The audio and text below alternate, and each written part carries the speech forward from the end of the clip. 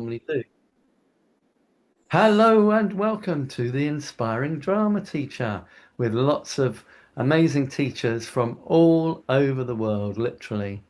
And we've got France, we've got Scotland, we've got Hong Kong, we've got Russia, we've got Mexico, we've got California. California. And Josina, will remind me where you are. Haida Gwaii in Canada. Oh, which part of Canada? Whereabouts? Haida Gwaii, it's an island off British Columbia. Wow. Oh, beautiful. Nice. Okay. That must Lovely. make it about 5 a.m. or something. 6 a.m. Feels a bit early. Okay, 6 a.m. You're not the only one though. So Eileen and Josina are both up at 6 a.m. today in the same time zone, but a couple of thousand miles apart, probably.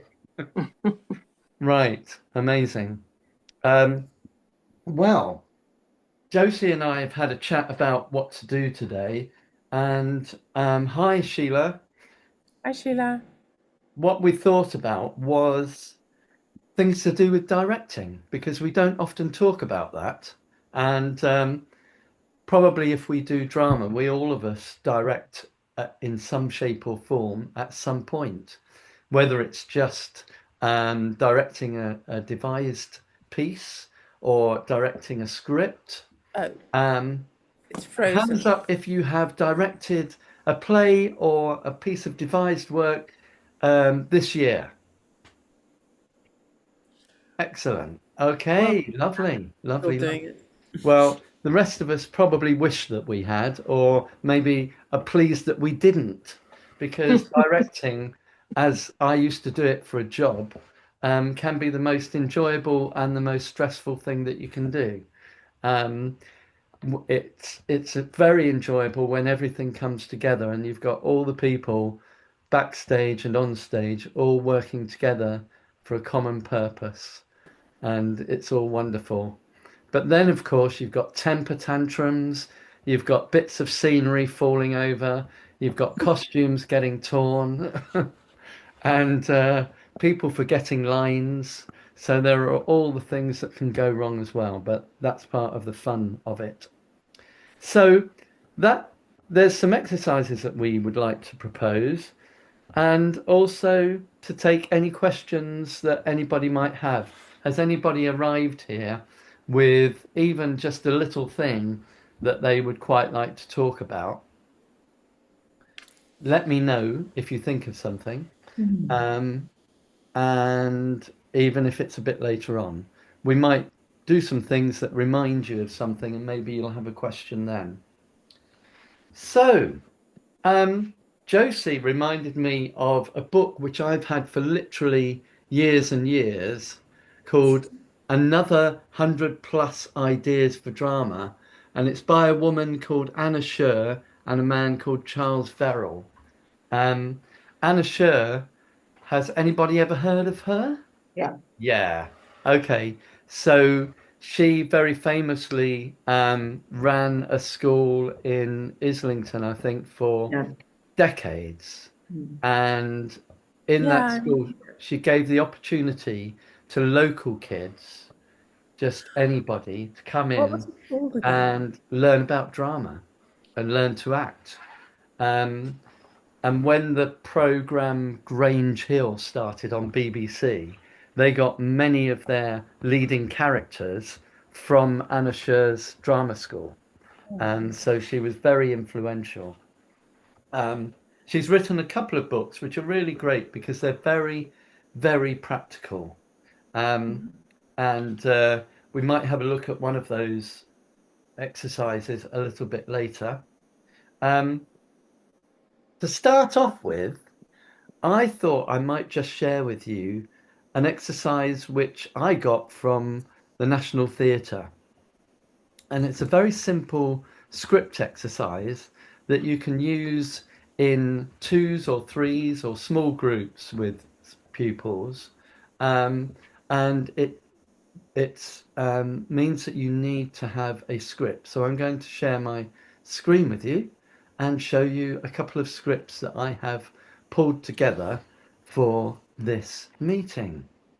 So, yeah, Did somebody recognize I heard a nice Yeah. laugh there? Waiting for Godot. Yeah, it's the old classics, to be Yeah. honest. And I got the idea for these books, sorry, these texts from a book called Scenes and Stages, which has lots of extracts of scripts that pupils can work on. And I thought, oh, right, okay, these look good. We don't need anything special, and it's helpful if people have heard of the scripts before.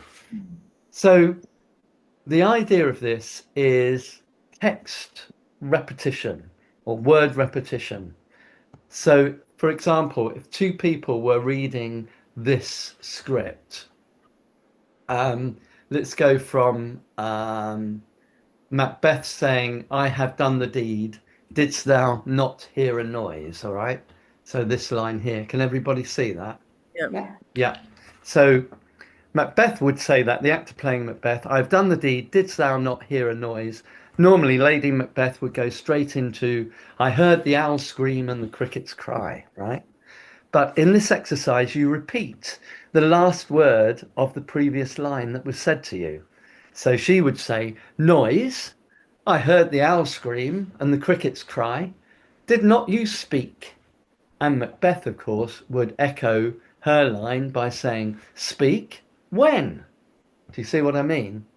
Um, Ah, mhm. the point of the exercise is to get students to listen to each other because they can get so riveted by their scripts that they only see their own line and they stop listening to other actors. Um, so this is a really great one for getting them to actually listen to the words that other people speak. So let me put the link to this page in the chat window so that you can open this as well because we will need it. So let me just do that. Okay. I've sent the link Okay. and you can click on it if you like. Right, If, got it.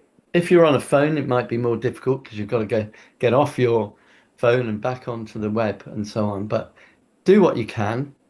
Um, so I thought we could perhaps divide into pairs or threes and try this out. I've got two which are um, duologues for two people, Waiting for Godot, always a good one because the words can be interpreted in so many different ways. And then I've also got Twelfth Night Malvolio. And in that, there are three actors. Um, although Maria, who is the servant, doesn't have many lines. All right. So if there were two of you, then it could just be Malvolio and Olivia. So I'm going to come out of this screen now because hopefully you've downloaded the link. And just count how many of us there are. One, two, three, four, five, six, seven. Okay. Well, that sounds like two twos and a three to me. Or I can't do my sums. Two, two, Yeah. two, hang on. Two, two, two. Yeah, that's it. Right. So what do you think? Are you up for that? I just thought we could have a bit of a play. Hmm. Who's managed to open that page on their computer? Three. Yeah. I think Yes, I have. Yeah, brilliant. So Sheila, can we just try a little bit of this just to see how it works with us? And then we Yes. could just give people a go in breakout rooms. So how about if we did and maybe Kirsty, Mhm. could you come in as well? Sure. Kirsty, you're going to be Maria, Okay. so you don't say much in this. And Sheila, you're going to be Olivia, all right? Do you Yes. know the Hold on. scene? Hold on. I'm at this. Sorry, I'm down at. Okay, good, Olivia. Yeah? Ush. So Yeah, if you want to find it, you can just click the title at the top of that page and it will scroll down to that section. Have you got it now? I have got it now. Are we going from? We'll Have we go got three from scenes? Olivia Yeah, saying, call him hither, all right? got it. Yeah, got Um, it. And the background of this is that Malvolio has been sent a note as a joke to make him think that Olivia is in love with him and that she has asked him to dress up in a very peculiar way, um, which is looks very funny. Um, so let's just try it out. Sheila, off you go. We're going to repeat the last word of the previous line. Okay. Go, call him hither. I am as mad as he, if sad and merry madness equal be. How now, Malvolio? Malvolio, sweet lady, ho ho! Ho, ho! Smilest thou? I sent for thee upon a sad occasion. Occasion? Sad, lady? I could be sad. This does make some obstruction in the blood, this cross-gartering. But what of that? If it please the eye of one, it is with me as the very true sonnet is. Please one and please all. All? Why, how dost thou, man? What is the matter with thee? Okay, so I'm going to stop there and come back to look at everybody in Zoom. So this game is okay, but what I found with this is that if you just repeat one word, it sometimes really doesn't give much meaning. So, for example,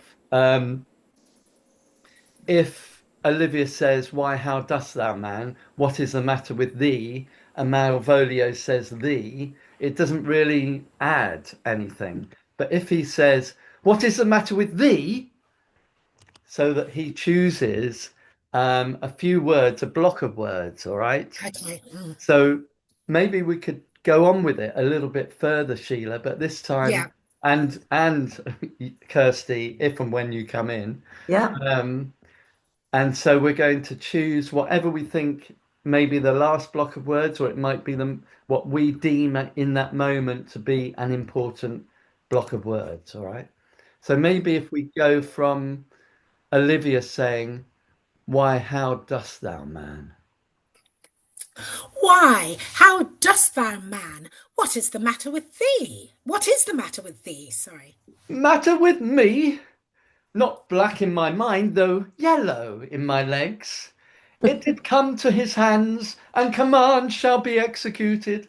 I think we do know the sweet Roman hand. The sweet Roman hand? Wilt thou go to bed, Malvolio? Go to bed? To bed? Aye, sweetheart, and I'll come to thee. Come to thee? God comfort thee. Why dost thou smile so and kiss thy hand so oft? Kiss my hand so oft. How Kiss do my you, hand? Malvolio? Oh, sorry, Maria. Sorry, Maria, I completely That's okay. stole the scene off you. Kiss my hand so oft. How do you, Malvolio? How do I? At your request, nightingales answer doors. Answer doors. Why appear you with this ridiculous boldness before my lady? Before my lady, be not afraid of greatness. 'Twas well writ. Okay. It's a very enjoyable scene to overplay, to overact, isn't it? Yes. So do you get the idea of it? It's a very simple little game. Has anybody ever used this before? This little game? Okay. I have. I've not used it in my classes, but we've done it a long time ago on Zoom, I think. Yeah. A long time ago. Yeah, it's as I say, the main problem when you get young people with scripts is that they're walking around like this, Yes. looking at their scripts and as you can see, Yes. not looking at anybody else, just getting ready for their next line. So this just encourages them to listen and to think, what was it in that line that was said that is meaningful to me at this moment. So, how about we just go into breakout rooms for 5 minutes, maybe a bit longer, because it's nice for you to just say hello to people and find out where they are and something about them.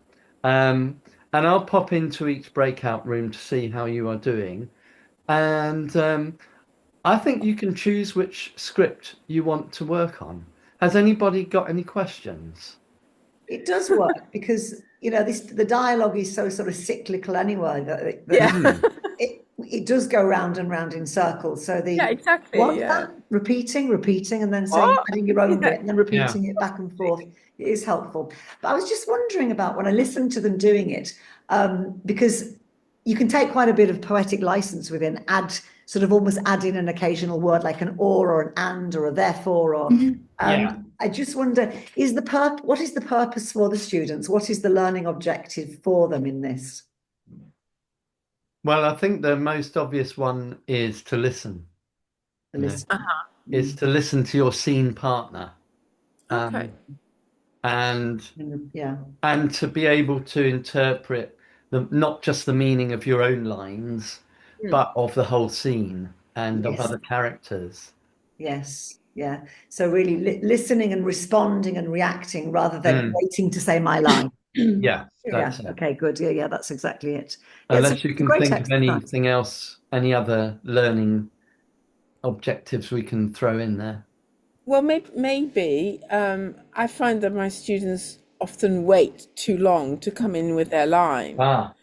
And so you sort of you teach them to jump in and not actually wait for the absolute ending of that person speaking. Sometimes you obviously have to, but they do it too much. And so if you tell them to actually interrupt a little bit, it makes the whole thing flow better. Seem more natural, like conversation. Yeah, I mean, you don't do it all the time, of course, but it's a fun sort of exercise that way, I think. Yeah, that would be a good one to try as well. The temptation, of course, is as well to make every repetition into a question. Yeah, that's the true. leaves, a willow, but there is that. It's the natural. Is like I haven't quite. What do you? Or you're asking for a sort of a definition on the final thing that's said before you say your next thing. No, it's interesting. It's a great exercise, actually. Yeah. I was just thinking whether there could be some other, because so you've got like questioning. Why not? Why not? Waiting for Godot. For Godot. But it could be like waiting for Godot. It could be satirical. It could be angry. Yeah. It could be upset. For Godot. Or, for Godot. Oh, for Godot. So I suppose they could also, play around with the way they react. And sarcastic, you could be Gordo. Yeah. I have a poem that I use a lot with when I first meet classes. Sometimes it's called A Man Said to Me, very simple poem, but it's all about questioning. So it goes like, a man said to me, can you sing? I said, sing. He said, yes. I said, when? He said, now. I said, now. He said, yes. I said, and it goes like this. And it's kind of, and it ends with, he said, no. I said, oh.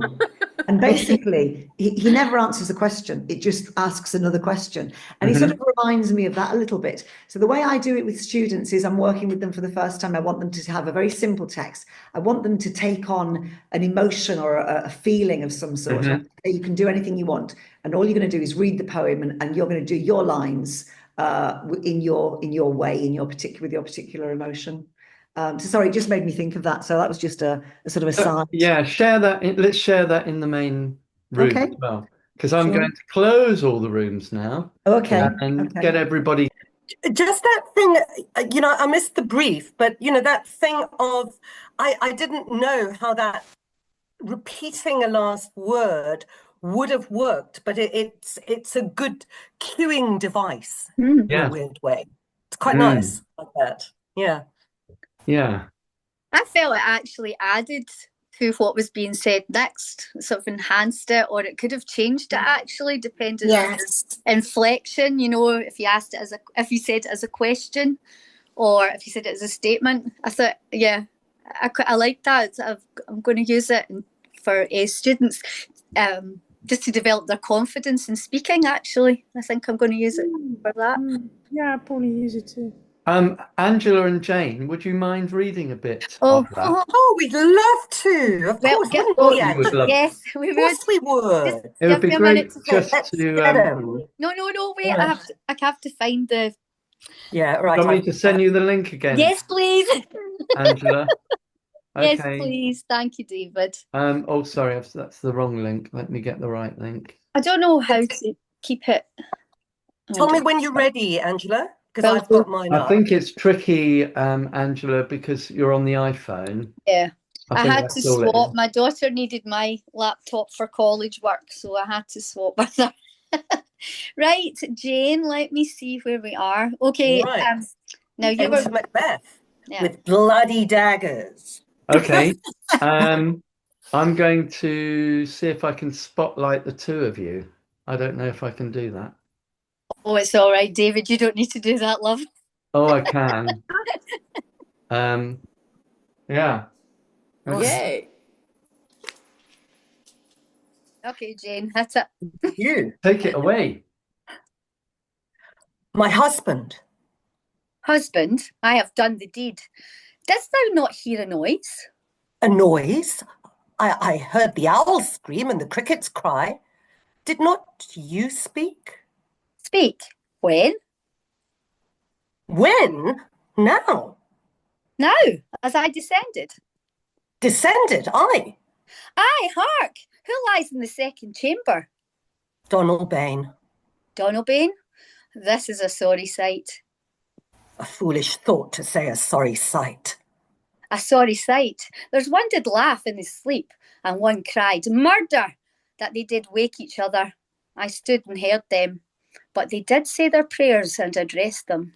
Again to sleep. Again to sleep. There are two lodged together. Two lodged together.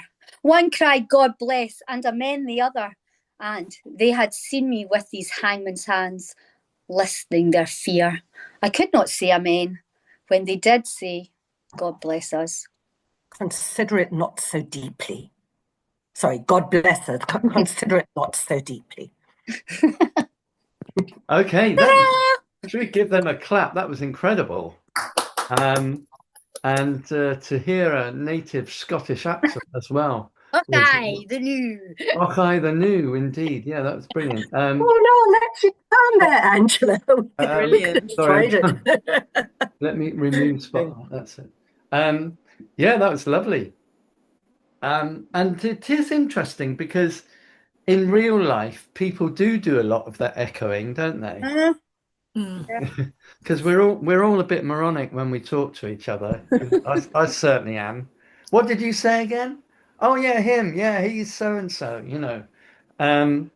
So it kind of gives it that kind of flow as well, and it would be quite interesting as a method to do that once, and then to do it again, but have the actors just say that line, those words in their head, you know, because it gives that kind of.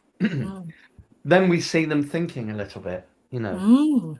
They're responding to those particular words that they've chosen.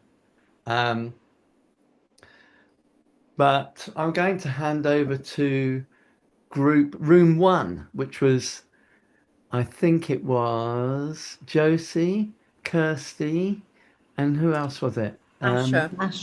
Masha, yes. Can you tell us, I did pop into all the rooms, but can you tell us about your experience and what you did, please? Well, we were talking about the fact that it works very well with Waiting for Godot. We were talking about the fact that the temptation is to make every ending into a question before you repeat. But we were looking at what were the reasons, what would be the learning objectives for the students. And the idea is very much that they listen to what the other character is saying rather than waiting to say their line. They're having that experience of listening and then responding. And I think, Josie, did you add something else to that?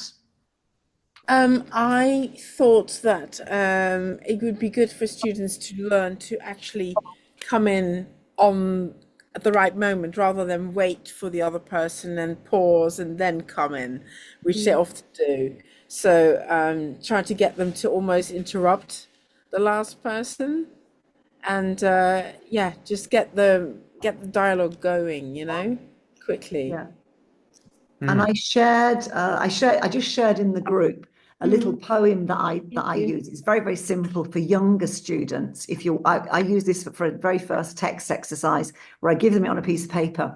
It's along the kind of the same idea. A man said to me, "Can you sing?" I said, "Sing." He said, "Yes." I said, "Too." And it's very simple text, but you can get them to do it with a sort of they have to embody an emotion or express themselves, and they just read one line each, and they work with a partner. So it is about getting the pace, about having having an emotion that they're expressing, and just working with a very simple idea where a man said to me, "Can you sing?" And basically the answer is no, but you answer it, but every time you come in with a question.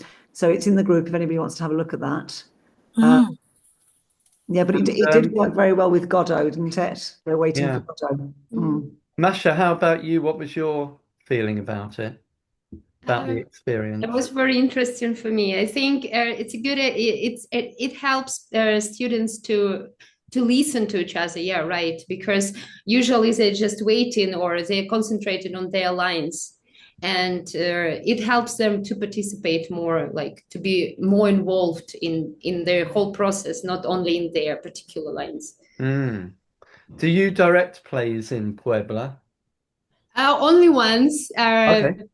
Drama is not very popular here, but in our school it wasn't my direction. It was a play I took. It was Gruffalo for kids. So lovely. yes, and the kids actually the kids were so nervous, and they actually were concentrated on saying their lines. That's it. No emotions, nothing. They were like, I just need to learn it by heart and sing that.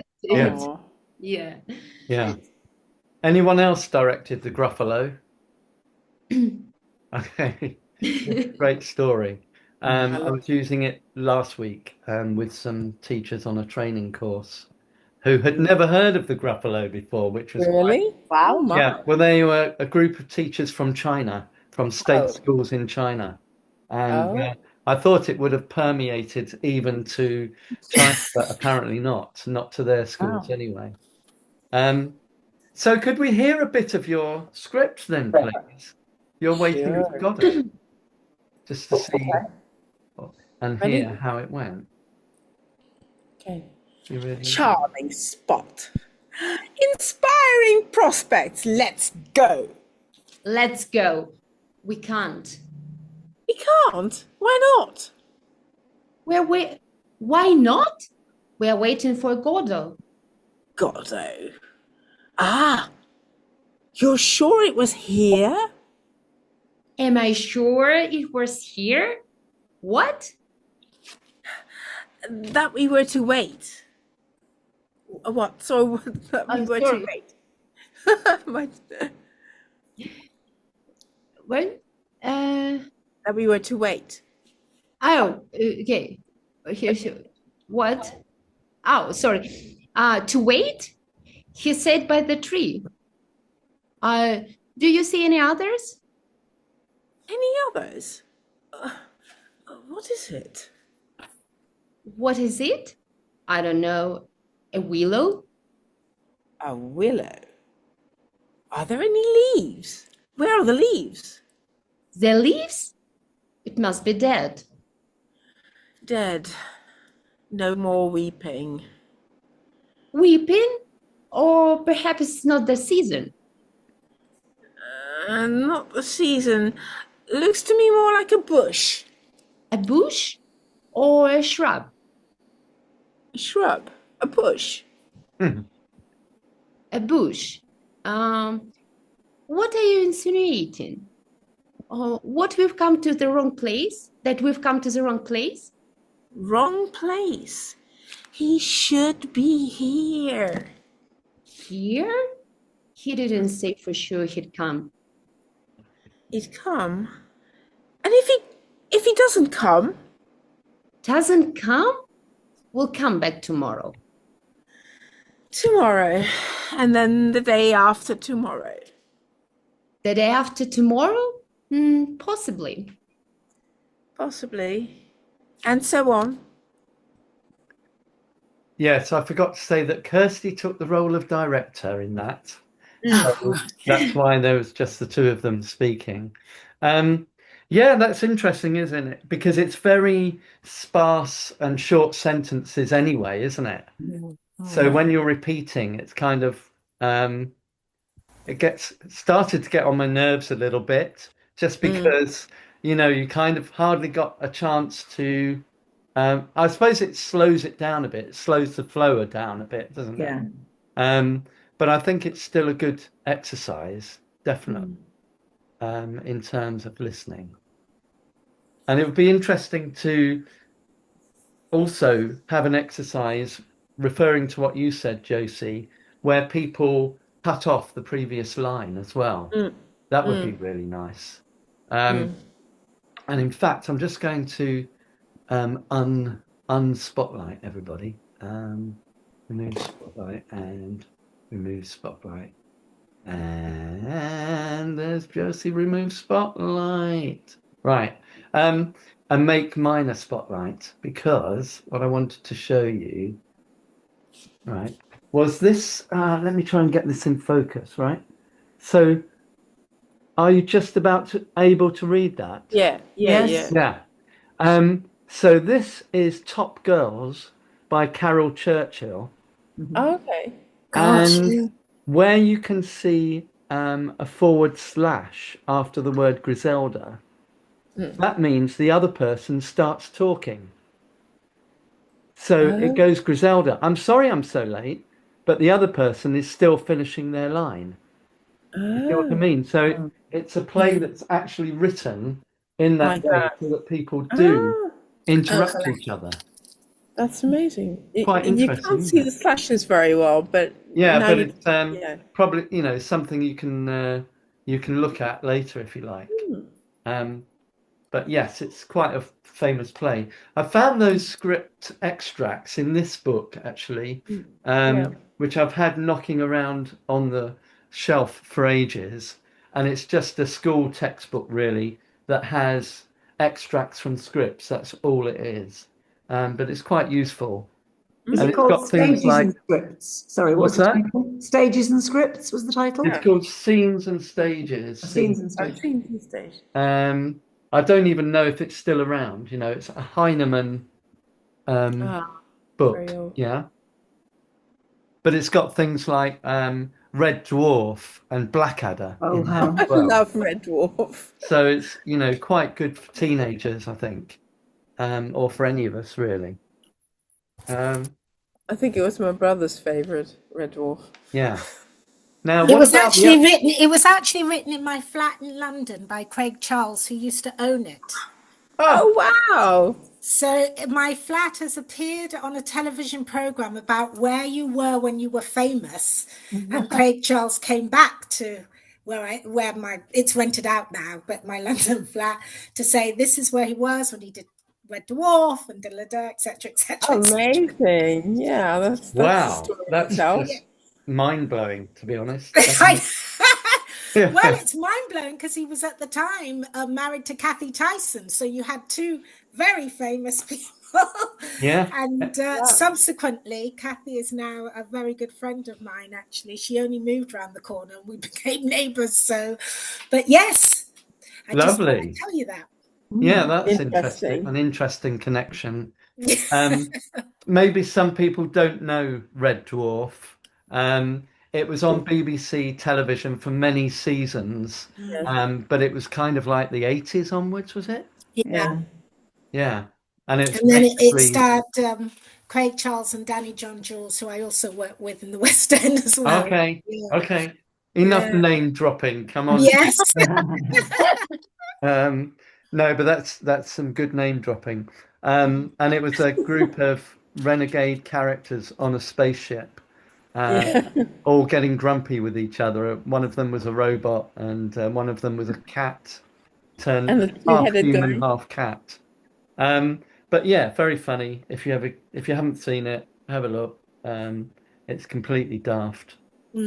Daft as a brush, as they might say. So I won't ask everybody to read, but what about the other groups who I haven't asked? What was there anything else that came out of doing this that would be worth mentioning, or that you would like to feedback on? Sheila? Yeah, with my group, many of them really do struggle with reading. I mean, if I even suggest a very simple text for them to read, some of them will just shake their head. They have no real confidence in reading out. I get them often to create their own plays or their own little scenes. And sometimes I notate that down. So I think I could use this exercise, but working with texts that they have created, then perhaps they'd be a little bit more confident to read, to start in that way, and then do the same exercise. Yeah. Yeah, that would be good. What age are they, Sheila? 12 to, well, the target group is 12 to 16. I would say it's 12 to maybe 15. I'm getting 12 to 14, 15. And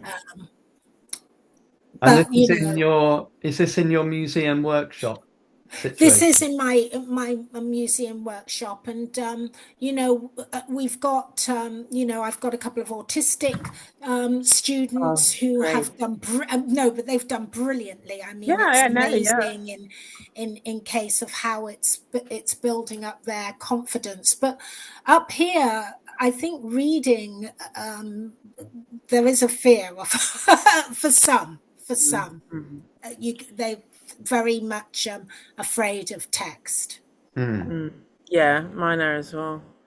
Actually, my autistic students are the best. Yeah. They have no fear. Amazing imagination. Absolutely. Yeah. The thing that always jumps into my mind with text is that ghosting exercise. Yes. Ghosting is brilliant. Which I did with Kirsty and some of her members of staff a little while ago. But it's where you have each person who has a script has another helper with them who actually reads the script to them. And the idea is that the ghosts hold the script and they whisper the lines to the actor. Right? So they hold the script, and the actor is just here, and I'm the ghost, and the ghost's job is to read the next part of the line in a neutral voice. So if I have a look at those scripts from earlier on, so it could be with the ghost would say, "I heard the owl scream and the crickets cry." Lady Macbeth, the actor, would listen to that and then in her own way would say, "I heard," and so on. Right.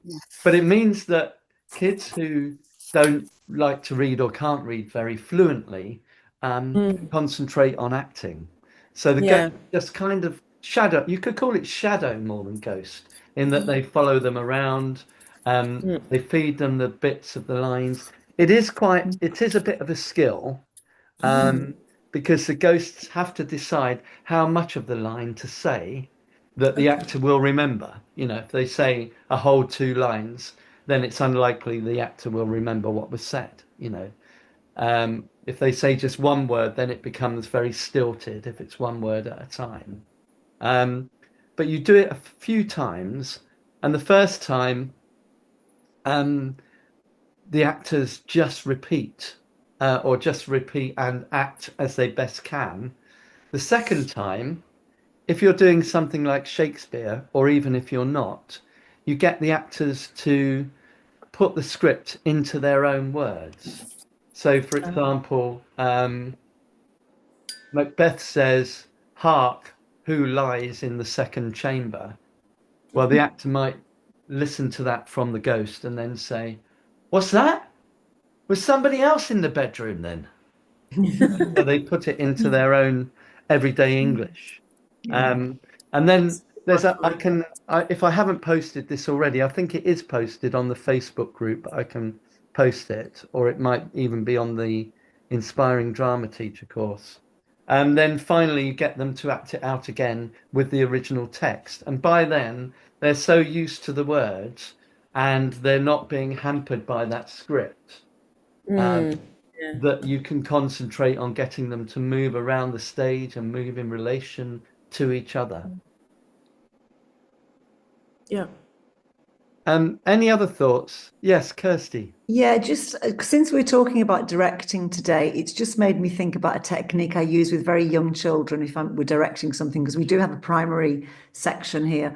When they're very young and they can read, but they're quite slow readers, and they quite often find where they are in there on a printed text to find their line and know what they come.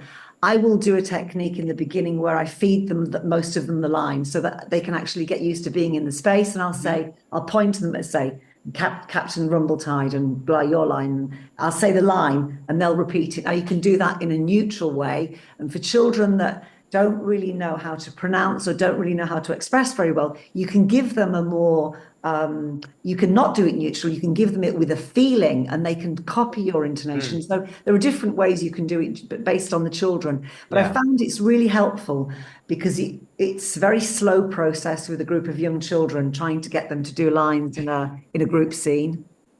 So just to add, since it's a direction. Yeah. No, that's really useful as well. And anybody else like to add into that? Jane wants to say something. Yeah. You're Jane, you're muted, my dear. Hey. Oh, I'm not anymore. No, you're not.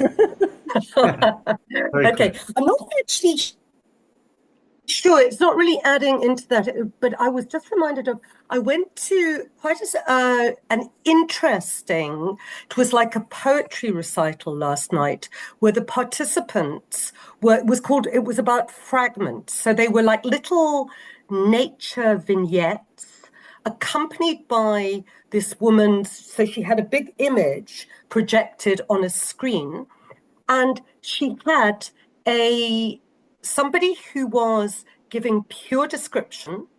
It was an African man who was doing a very, you were talking about neutral and the shadow. He was doing, describing what was on the actual image. And then there was a very beautiful, I'm just giving you, the demographic isn't important, but she was a very beautiful Indian lady who'd been blind most of her life from an accident. And the idea was that his giving her the description of the picture would facilitate her seeing the image that was being projected on the screen. And then the other component was the person who'd actually written the poetry and taken the pictures was reciting her nature vignettes. So it was very multi-layered. And my random thought process, apropos of what we are doing this afternoon and talking about, was I wonder there might be a way of utilizing something similar in terms of description in our drama classrooms. I haven't thought it through yet. As I say, I only saw it last night. But it struck me as a very, very interesting way of doing things. Was powerful. Yeah. So how would you translate that, do you think, into practice? Well, you actually could have, if you're working in a special needs school, I suppose it would be even more pertinent, but you could have somebody close their eyes and you could, they could work in groups of 3 and you would see if descriptions, maybe the description, maybe there is one poetic description and then there's a very strict description of what is happening. And we see what the person who's blindfolded whatever, is receiving Okay. from that. Yeah. So, yeah, I don't know. As I say, I haven't thought it through as an exercise sufficiently, but it struck me being there that had possibilities for the classroom. Yeah, I like the idea of focusing on different senses as well in drama. Yes, I do too. There were some people who were audioly impaired as well, who were also there, so they would have got something different from it. You know, so it was a very interesting evening. Yeah, and interesting to look at the different aspects of performance as well. You know, doing a section of a scene where you are relying more on sound or where you are relying only on visual, you know, and actually getting students to do that as a task could be really intriguing. Yeah.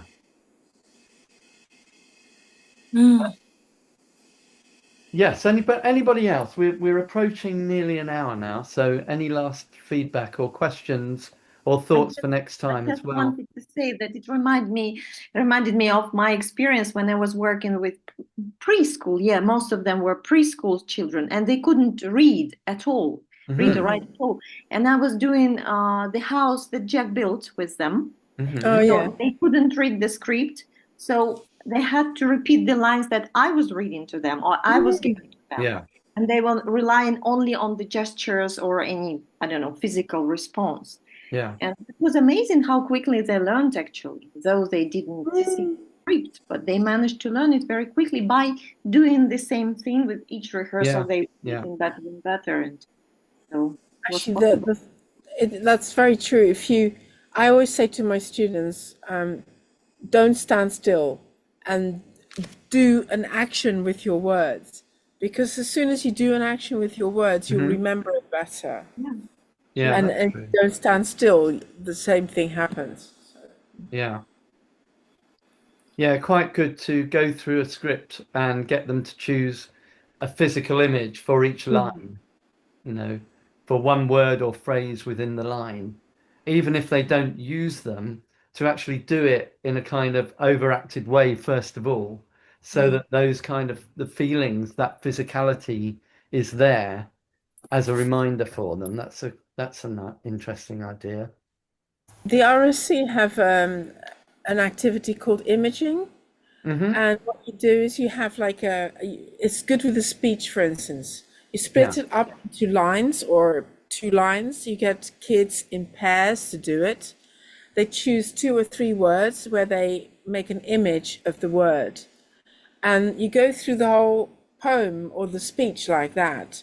And they do the actions with the words that they've chosen. And it actually illuminates the meaning of the poem or the speech that they're doing. And it seems to really work. I use that quite a bit. It's really useful. And you can do it with poetry as well. Yes. Imaging the text, okay. Any last questions or comments? Because the time has kind of flown by. Did you find it useful today? Yes. Very much so. But I'd love a quick help. Tomorrow I've got to do Remake Learning, which is going to be a round robin of short activities. Has anyone got a good quick activity that can be done in a small space? I don't have much room. So kids will just drop into my area and I'll just give them a little bit I of see. something. So you don't know how many you'll get? No, not at all. And like a 5-minute thing? I'm going to, energy ball is always a good one. Doesn't take up much space, but so that's down. And I'm just thinking, I'm just sort of banking a load of exercises. I don't know how many I'm getting, and I don't know how long they will stay. Yeah. Well, I've got 101 of those in one of my books. I used your book as well. Don't get I was thinking of Translator, the one that you have. I've used that, and that's been fun. Where somebody's speaking gobbledygook, and the other one has to translate what they're doing. That's good. Kirsty's got her I was hand going up. to suggest a circle. If you can create a circle, all Yes. ages love "What am I doing?" Where you start an Yes. activity and the next Yeah. person says, "What am I doing?" You say something that you're not doing. I but got it. whatever Yeah. you say, they have to do Yeah. that. So they're getting an idea from you that they can start Yes. doing. I'm brushing, you're brushing your hair. When you ask them what I'm Yeah. doing, say I'm playing golf. They have to Yes. play golf and so on. Love it. Kids love that. And then the first time round, they're getting used to it, and then it picks up and they start getting more creative with it. Brilliant. Yeah, and That will go on also the list. Brilliant. if they are good at that, it's really fun to do it in pairs or threes because it's very fast then. So it's like, what are you doing? I'm painting a house. What are you doing? I'm walking the dog. What are you doing? And they have to very quick. And the thing is that they actually get better at it, I find, Yeah. easily, in that once they stop worrying about it, they just come up with ideas, Brilliant. Once they got it, yeah. Yeah, that's It's a good one. good one for language teaching as well. That's very, very nice. I played I suddenly had to think of a game for my Chinese teachers last week. And I had sort of 5 minutes left. And I played Bippety Bippety Bop with them. Do you know it? No, tell me. Well, it's crazy. It's a really, really funny game. So one person stands in the middle of the circle and they say Bippety Bippety Bop to anybody in the circle. And that person has to say bop before they finish saying Bippety Bippety Bop. All right. So that you do that a few times and you turn around quickly and say it to somebody else and try and catch them out.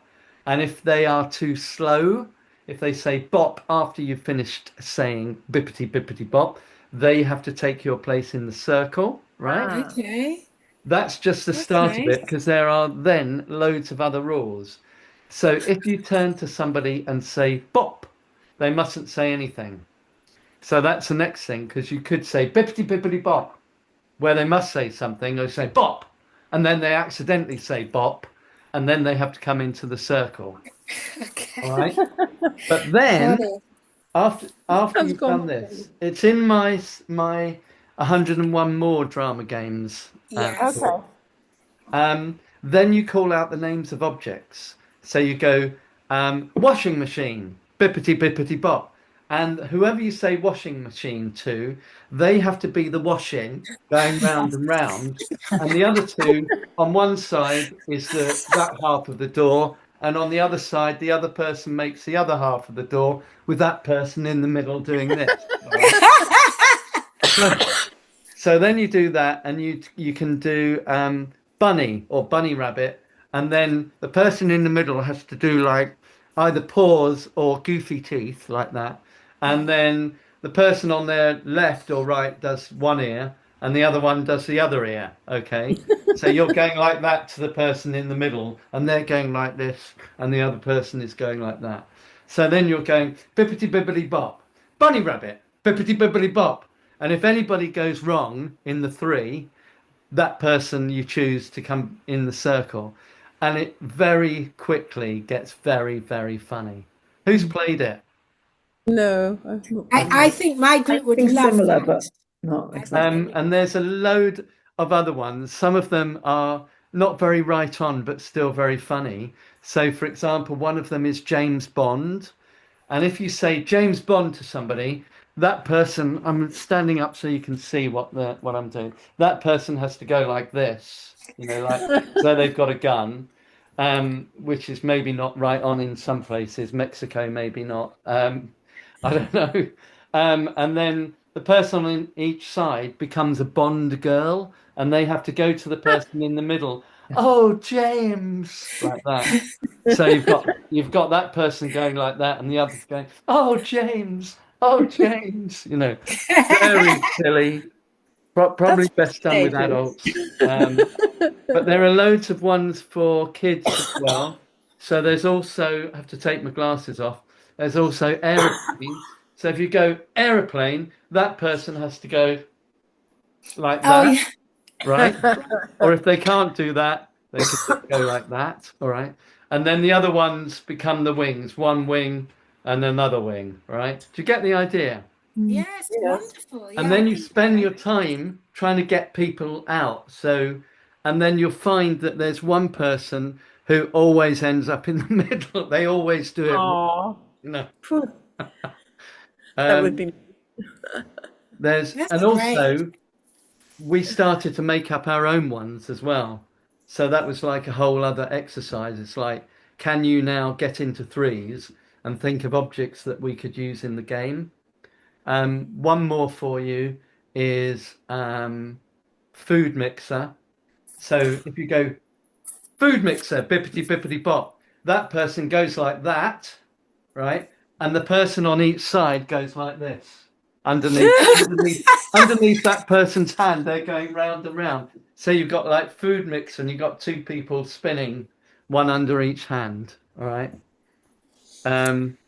Crazy. Oh yeah, one more is hedgehog on a motorway, right? So if you go hedgehog on a motorway, bippity bippity bop, the person in the middle crouches down and goes like this to make a kind of spiky hedgehog. And the other two, just in cars, drive round and round that person going beep, beep, beep, beep. It's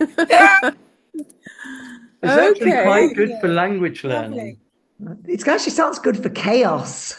Well, it could be good. It's actually in a way quite focused, because people are really focusing on what's going to be said next. So they really don't want to be caught out. And the key way to get people out is to point at somebody and say James Bond, for example, and they start to make the three for that.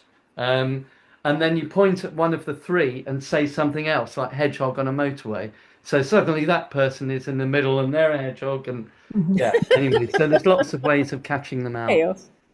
But it is organized chaos. Yes. But I would say it's more like a summer camp game than probably a drama game with learning objectives. Yeah. Well, listening is a good object. Yeah. I was thinking I could make a few learning objectives from that. Yeah, definitely. Definitely. Listening. After doing it last week, I've reinstated it in my lesson planning. Because it's so popular. Yeah. Yeah, there's cooperation and teamwork and concentration, focus. There's so much that, Yeah, it is one of the most demanded games once you've taught it to them. So there you go, Sheila. Thank you so much. I think they will love that. I think they like that organized chaos, because I'm not a teacher, so I can be a little bit chaotic. Yeah, why not? And Jane. Just wanted to ask you, Sheila, though, sorry, from our last interaction, your museum, though, wouldn't you have kind of thematic things going with your kids there and that? Wouldn't you, when they come in, or is it not like that? Normally, yes, I have a theme, but tomorrow is something completely different. It's a day, it's called Remake Learning. There is going to be activity, high, low, everywhere. And I'll have a little space and people can come to my space and do a bit of drama. It's called Remake Learning, a night at the museum. And it's very different tomorrow. And it's going to be exhausting. I'll just be, there from 4 till 7. Oh my God. Yes, it's going to be very exhausting. But the following day, I'll have my Dram Glam group, and then we have a theme and we have a session plan and all of that. Yes. Okay. Right, brilliant. Thank you so much for another wonderful session. Thank you, David. Thank you so much. Yeah, really helpful. It was lovely. It was very, inspiring, I thought. Yeah, it was. And I always love the randomness of people from different places. Yes, me too. I love it. I'm just glad to have made it, because any time it's been on, I've always had work, so it's really good to be able to join you. I've really enjoyed that. I thought it was fabulous. You definitely look like you're not working now, Angela. Oh, I'm definitely not working. You look like you're really laid back and enjoying it. Yeah. Got a report to write later, but we'll get to that later. Yeah. Okay, then. Okay, All right. Well, I hope to see some or all of you again soon.